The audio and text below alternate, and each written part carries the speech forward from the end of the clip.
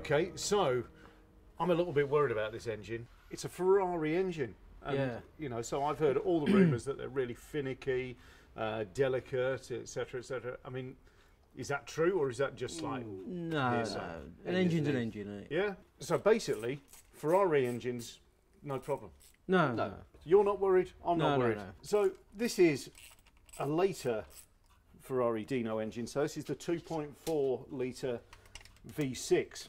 So at the moment, what we're doing is just simply taking the cam covers off. So all of those nuts have just been to remove the first little bit. Give it a little See what tap. we've got. Here we go. The first piece of the puzzle. So we've got the cam cover off, and it's really heartening news because the lobes aren't really exhibiting any signs of wear whatsoever. In fact, they look absolutely fresh, Does look don't they? Really does good, look yeah. really Yeah. good, nice Yeah. and clean. What we're going to have to do is find a known position of the engine, because if we pull this timing chain off and just drop the cams out, what will happen when we try and build it up is there may not be any indication of where these camshafts should be positioned. At the front here, there's a little plate which has two little pointers marked on it, and they will correspond with marks on this front pulley on the crankshaft here. Now, the first one is marked up 10 degrees. Now that means 10 degrees before top dead center. So that's there to help you find the correct point for the ignition timing. The second one is top dead center itself. Now, top dead center is when number one piston is at the top of its stroke, and that's on the firing stroke. So one complete rotation gives you the 4 strokes of the 4-stroke cycle: suck, squeeze, bang, blow, induction, compression, power, exhaust. And the Come on, engine mate. turns over very well for us. Does. So Yeah. Does turn out Okay, nice. here we go. Don't go too far now. Ooh, just there. So here we are on the pulley. Here's the line that denotes top dead center. What we're going to use to mark the cam gears is this little dot punch. So it's at 90 degrees to the surface here. Now these cam wheels are actually multiply adjustable. There are lots and lots of little holes in here, so they could be just twisted round a little bit just for Cam you know, timing.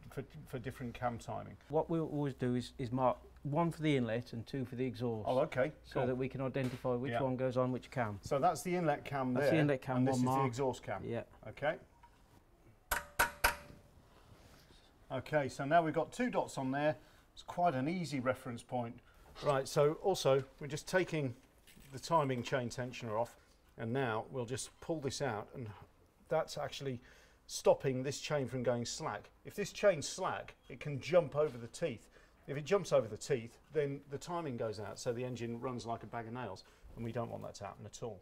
So, look at that.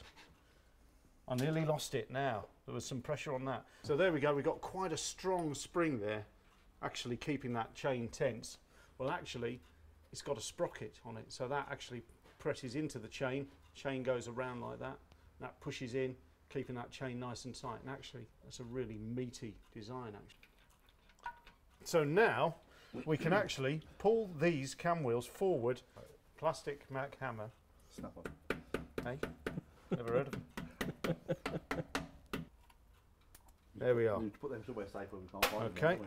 so now we can take these 2 cam wheels out, and because we've marked them up, Doesn't matter where you put them.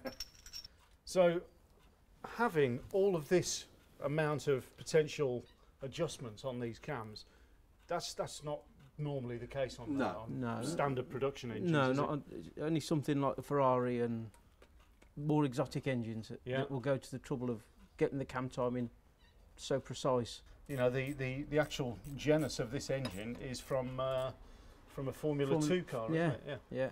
Nowadays, cars have variable valve timing, and they have ECUs controlling controlling a lot of different aspects.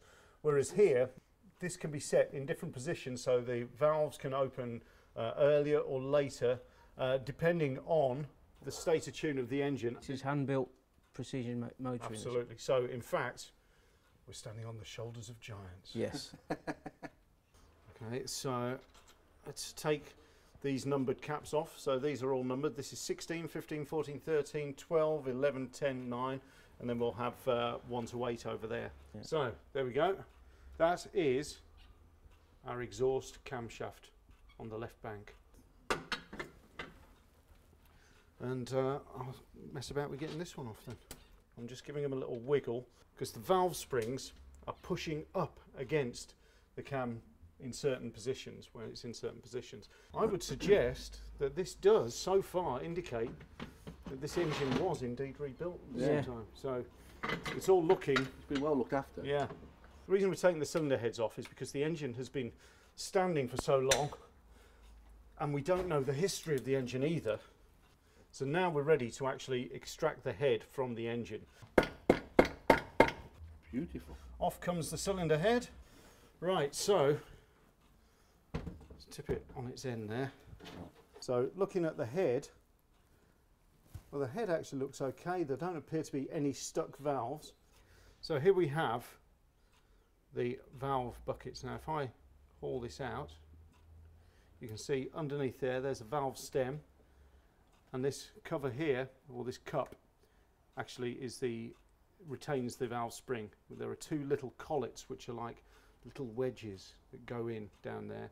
So when you hold the bottom of the valve, push down on the spring, then you can pull those collets out. But that cup on there, that follower, is how the valves are pushed up and down. Also, looking at the bores, they're looking Bores look good, yeah. Really nice. You can see sort of a cross hatching shape there, which is sort of like a scoring. It almost looks like a scoring on the surface, but it's that traps the oil. Yeah, so traps the oil and make sure that you have a really great combustive seal. Now you can see here there's a dark ring just around the top here, the top of the bore. Now that's where the piston rings haven't actually been touching.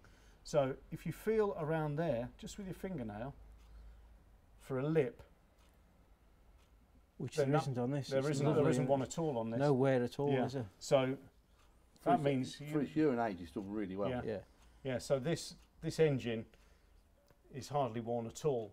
So you can actually tangibly see the quality of the build of this engine. You carry on. You carry on. I don't want you to forget anything now. We won't. No. Brilliant. Well, Okay then. Okay. Yeah, you could call me.